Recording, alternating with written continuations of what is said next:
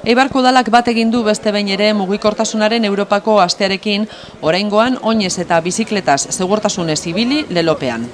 Eibarko udalak mugikortasunaren Europako astearekin bat egingo du beste behin, oraingoan oinez eta bizikletaz segurtasunez ibiltzea lelopean. Hala, eibartarren artean mugikortasun iraunkorragoa sustatzeko asmoz, Eibarko udaleko ingurumen sailak hainbat jarduera antolatu ditu irailaren 16tik 21 bitartean. Irailaren 16an, astelehenean, Nordic Walking bataioa ikastaroa hasi zen udalkirol patronatuarekin batera antolatuta. Ordu terdiko bi saioz osatuta, ikastaroak Nordic Walkingen lehen urratsak emateko eta jarduera honen onurak ezagutzeko aukera eskaini die ikaslei. Unben izan da ikastaroa eta oso harrera ona izan du. Irailaren 17an, Islas para Viajaren bizi ikusentzunezko hitzaldia hartu zuen Portaleako areto nagusiak. Bertan, familia batek munduko 5 kontinentetako irletan zehar egindako bizikleta bidaiak erakutsi ziren. Irailaren 19an, ostegunean, IES Uni Eibar Ermua BHIko hezkuntza komunitatea ordezkatuz, 100 bat ikasle eta irakasle irten ziren kalera mugikortasun jasangarriaren martxaren bidez, mugikortasun iraunkorrago eta osasuntsuagoa aldarrikatzeko. Martxa hezkuntza zentroan hasi zen goizeko 10etan, Eibarko kaleak zeharkatu ondoren Untzaga plazan amaitzeko.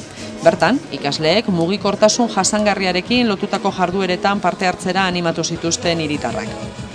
Irailaren 20an, umentzako jarduerak egongo dira Untzaga plazan 4:00 7:00. Arratsaldeko 6etan bestetik Nordic Walking martxa bat egingo da. Ibilbidea 4 kilometro ingurukoa da eta Eibar Ibilixan hiriko bide osasuntsuen sareko zirkuito gorritik abiatuko da Untzagako plazatik irten da.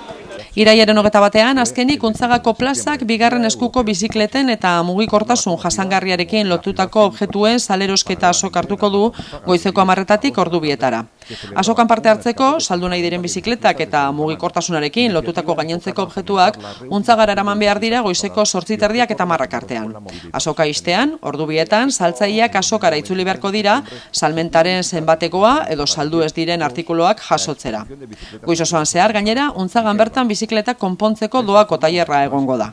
Mugikortasun jasangarriaren Europako astearekin bat eginez, Eibarko udalak oinez bizikletaz eta antzekoez ibiltzeak dakartzan onurak gogorarazi nahi dizki hiritarrei, ingurumenarekin errespetutsuagoa izateaz gain, kirol horiek egiten dituzten osasunean oso inpaktu positiboa ere baitute.